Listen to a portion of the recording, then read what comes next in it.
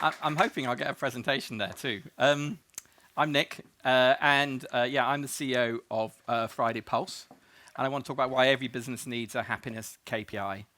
And it seems like it's a particular moment at the moment, isn't it? It's like we've all got a fresh start with our businesses. You know, where we're coming back to the office, are we not? How are we gonna, look back over the last 20 months and learn lessons about what we can do better, what we need to stop doing, what we need to start doing more of. Is that a clicker for me? Yes. Thank you very much. And you're going to set that timer going, because then I'll know what I'm doing. Otherwise, I'll talk too much. So it's a great opportunity. So the first thing I want you all just to reflect on a second is thinking about your last week. So think about last week. How happy were you at work last week? And you can look at that question. I give you response codes. I'm a statistician. That's what I do. I give you response codes, very unhappy, right up to very happy. And I just want to say that I've never found someone that can't answer this question. Whereas if I asked you how engaged were you at work last week, I think you'd struggle to give me an answer. If I asked you how meaningful your work was last week, you might struggle to give me an answer. And the reason for both of those two is we don't know what the top of the scale is. We don't know what it is to be fully engaged. Is that being available 24/7 all the time? Meaning and purpose, difficult to know whether, do we have to be Mother Teresa to have a meaningful life? Where does it sit at the top of the scale? Whereas we all know our internal happiness. And it's because happiness, you can call it pleasure signal if you want to, is a really fantastic good-bad signal. It's actually, from an evolutionary perspective, whether something is good for us or not is a signal that we have very, very strongly in our body. And what I've tried to do with our tool is pick up that good-bad signal and turn it into data. And one of my mantras is sometimes that feelings are data. So how has the UK done over the last year? Well, this graph came out in March this year. It's not my graph. It's a graph of UK's weekly happiness during COVID, workers' happiness. It was in something called the World Happiness Report. Yes, there is a World Happiness Report.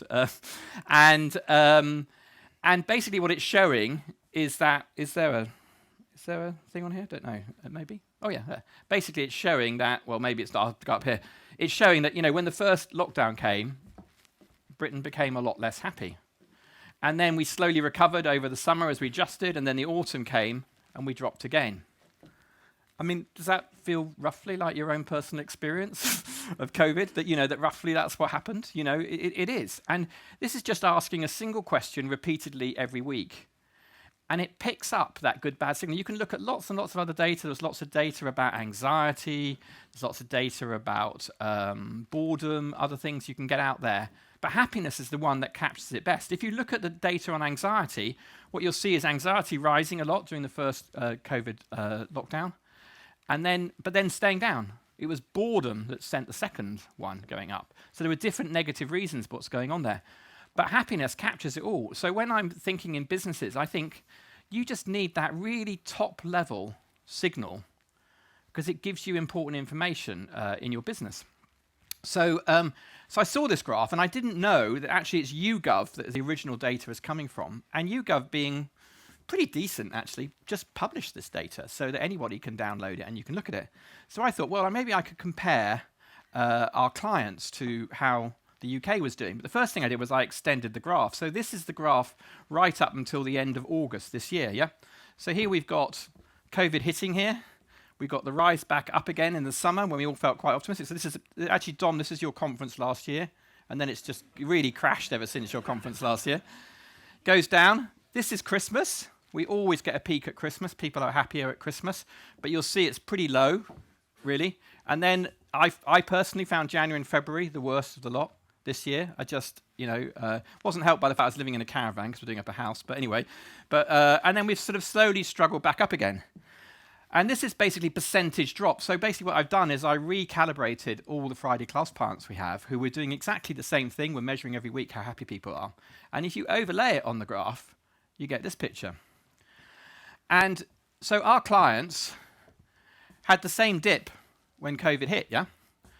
But bumpy ride, but recovered much quicker. and then never had the second dips at work. Never had them. And some of you are in this room. I don't know when you started measuring with us, but this is me piling all of our clients together. But what is extraordinary is that they didn't have the second dip. So we had the COVID disruption. So, it's slightly lost its place here. Anyway, the line. But the UK had a 33% drop. Our clients only had an 18% drop. We had a slower recovery. So I just basically did it at 90%, and it took 3 weeks for our clients to get back to 90% of the level they were before. It took 13 weeks for the rest of the UK to do that. And then we just didn't have these dips, yeah? I had the same Christmas peak, which is actually quite reassuring. I think it hopefully gives you confidence we're measuring roughly the same thing, that I'm not just measuring something completely different. And over the whole period, the whole of the UK was on average 14% lower, and it's not that it didn't affect our clients, it's 4% lower for our clients. It's been a difficult time for everybody. But that is a massive, massive difference in workplace happiness. And I think what's extraordinary is that they absorbed the second shock. And so when we talk about resilience, we talk about resilience as being the ability to bounce back and the ability to absorb. They're both things. You can think of it as a tennis ball. As it hits the ground, it bounces back up again. But actually what the tennis ball also does is it absorbs the shock of hitting the hard surface, and it keeps its shape. And basically, our clients have kept their shape. They've kept their businesses together during this time. Obviously, we had a couple of clients that went out of business. That's kind of inevitable. But that wasn't to do with their happiness. That was to do with the market. And so what were they doing? What were they doing right, our clients? Well, some of you are in the room. But these were the sort of things that our clients were doing, was that they were measuring every week, but they were meeting and talking about those results. They were on top of how their teams were feeling, and they were able to respond and act to that. So this is Julia. She's, I think, the CEO of our longest client. I think it's got one that's longer, so we've been working then since 2016. But she said other CEOs can only guess at how the pandemic's affected their employees. I know. And team by team. And there'll be differences. I mean, one of the things with COVID is, yes, I can put up that curve of Britain, but actually it was very variable. There were some people that it was absolutely awful for. Some people it was sort of okay for. Obviously, everybody suffered to an extent, or certainly everyone doesn't come out unchanged, I think. All of us have reflected on our lives in COVID. We had so much time. What else were we going to do? But we've had to reflect on it. And so having a happiness KPI really, really helps business leaders keep on top of what's going on with their people. But I think it's great to run a happy ship. But if a happy ship doesn't go faster, I can kind of understand why people don't want to do it. But the great thing is that happiness and business performance are absolutely aligned. That does not mean to say that you can't have some happy, unproductive teams. That's possible to have. Okay, but they go out of business. And you can have unhappy, productive teams, but they too will lose people because no one stays in an unhappy team for too long. The best thing is to create happy, productive teams. So if I want to look at data on this, I'm a statistician, I can show you evidence. We can show you good data on retention. This is a graph of people responding, actually over a 3-month period. I took the average. And how many of them left in the next 3 months? So it's basically quarter one, how happy were people? Quarter two, did they leave? It's this quick, okay? And what you basically see is that the unhappy are twice as likely to leave. I mean, it's not rocket science. I'm not going to win a Nobel Prize for this. But this is what's going on in all of your businesses. Now, it might be you're quite happy for some unhappy people to leave. That's okay too, right? However, if you've got unhappy talent, it's not good. And also, are you getting the most out of your people? People do their best when they feel good. We do good work when we feel good. So retention, and it's the easiest thing for us to measure because basically, when we work with a client, we have a list of all their employees, and some people disappear off our list, so we know we'd left. So it's very easy for us to calculate this effect. What I basically estimate it is that a half-point rise. These are half-point rises each one. For a team is an 18% reduction in staff turnover the next quarter. Not absolute levels, 18% of whatever your staff turnover rate is. So happy people stay longer.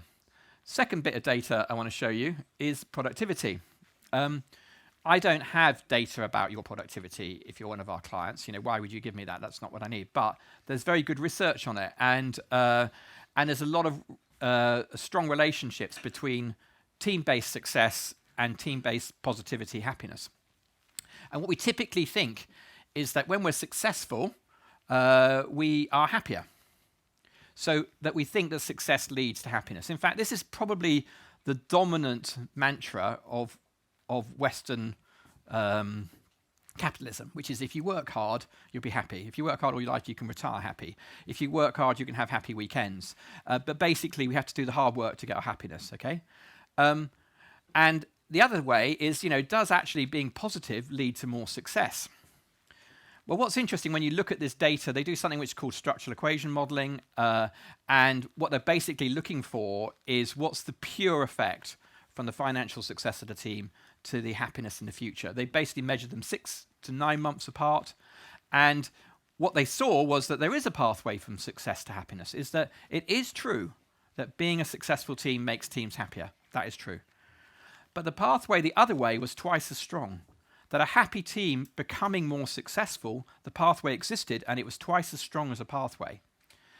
And what that means is you don't give up on all your, whatever they're called, metronome growth or whatever they are. Those are all massively important things. Do this as well. Because what you can unlock here is a virtuous cycle where basically success leads to happiness, happiness leads to success, and you can go around there. And if you want to build and grow your company, I think that having happy people, having people that enjoy their work is going to be a massive way that you can power that. The third bit of data I want to show you is on creativity. Creativity is really hard to measure. In fact, we were just talking about it earlier, about how do you measure creativity, what is creativity. This way of thinking about creativity is thinking of it as a lateral problem-solving task. It's a classic one. Some of you who did psychology at university or A-level may even know it. It's called the Duncker candle experiment. You give people in a task, you give them some matches, a box of tacks, and a candle. And you say to them, can you attach the candle to the wall in such a way that when you light it, the wax doesn't drip on the doesn't drip on the floor. And it's sort of one of those mind messes because, what you need to recognize there is that you've also got a box. There's a box of tacks. And if you empty the tacks and you put the box on the wall and you put the candle in it, you can solve the task, okay? That's supposed to be the solution. Some people come up with some crazy, innovative, unthought of solutions as well. However, that is the way you're supposed to do it. And what they do is they set this to people. And they basically, in classic psychology, they set up 3 groups. The control group, they didn't affect their mood at all, just gave them the task. They agitated another group into a negative mood. And another group into a positive mood. And typically they do that with music, with videos. So show videos of cats playing or babies gurgling and everyone's happy, yeah? If you show people, pictures of cats being dissected or babies screaming really makes us anxious, yeah? You manipulate our mood in this way, right? And how much did they solve it? Well, the control group solved it 13% of time. I think it was in 5 minutes. 13% of the time. Okay. That's your base level. The people that were put into the negative mood solved it 20% of the time. That's kind of interesting. That actually all emotions are energy. When you're agitated, you've got more energy than if you're just sat there a little stayed. I kind of think this is why management by fear works to an extent. It certainly energizes people. It can make them focus, okay? So that's what happens. But if you put people into a positive mood, 75% of them solved it. 75%, which, as you can see, is at least 3 times more than the negative mood. So, management by fear, I think, should be something of the past. Management by total absence is probably not going to work either. But actually, by actually helping your team and particularly helping your team leaders run happy teams, because team leaders have a lot of pressure on them. And actually, what about their happiness? How do they do that? That is actually probably the trickiest thing, is that actually you'll unlock much better results.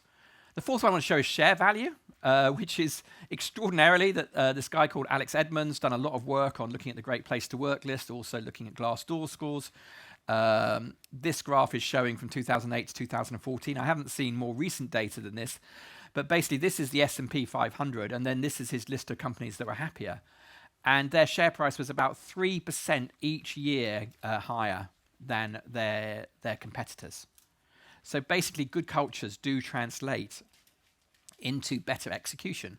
So Peter Drucker once said, culture eats strategy for breakfast.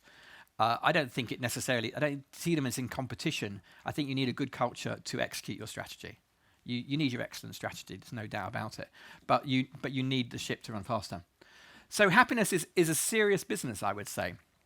So you've got better attention, better productivity, better business value, better innovation, and actually just throw it in there, less stress and conflict. And any of you that are CEOs or senior leaders, the last thing you like is when you've just got conflicts and stress in the business. It's a waste of time. So you get less of those as too. So there's lots of goodies in there. Friday Pulse is a platform. It's not the only way of doing this, but we're basically predictive analytics. What I'd like to say is that our indicators predict what's going to happen in your business.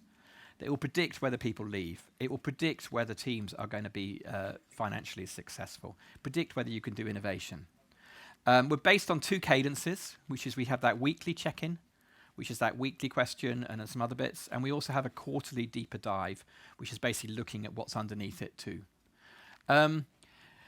And our quarterly checkup is based on these 5 things, which in the workshop I'll go into more detail today if anyone wants to come to the workshop. But basically, these are the 5 things that we know lead to happiness at work. They're positive behaviors. They are connect, be fair, empower, challenge, and inspire. And those are the sort of things that drive positive team experiences. It's for the whole business, really, because employees, whilst they don't necessarily think about work being the source of their happiness, they don't want to go to work and be unhappy. And, and actually most people are relatively content at work across the UK workforce. It's great for senior leaders, it gives you the data, but it is really, really good for team leaders because we look at our thing as like not trying to expose team leaders, but to support them, to help them be better team leaders. I don't think anyone wants to be a rubbish team leader. I think what happens is people are promoted, they become accidental team leaders. They're promoted for technical skills, length of service, not necessarily people skills. And actually, if you help people create their people skills, everything goes better. We do offer free access to our platform for 6 weeks, so anyone can come and try it. Actually, that was Dom that really pushed us into that. He said, I want my clients to be using it, but if you ask me for them to pay for it straight away, they're not going to do it. Let them try it. So we tried it with him and we rolled it out to everybody. We also, if you just want to do it yourself, we have a free personal test where you can look at yourself against those 5 ways. It'll give you an idea of how I try and use numbers to stimulate reflection. So simple numbers to stimulate reflection. And I'm doing a workshop about how to build happy teams, and I'm going to do it. You can do this with or without Friday Pulse. Friday Pulse is built on these principles, but people do this. Good leaders do this already, but it's basically some of the secrets of that. So this is me, Nick Marks. My email's there. My colleague Megan is at the back if anybody wants to speak to Megan, and we have some clients around as well, so they can talk about it too. But I think we've got a couple of minutes of questions if you want them. Yeah? Thank you very much.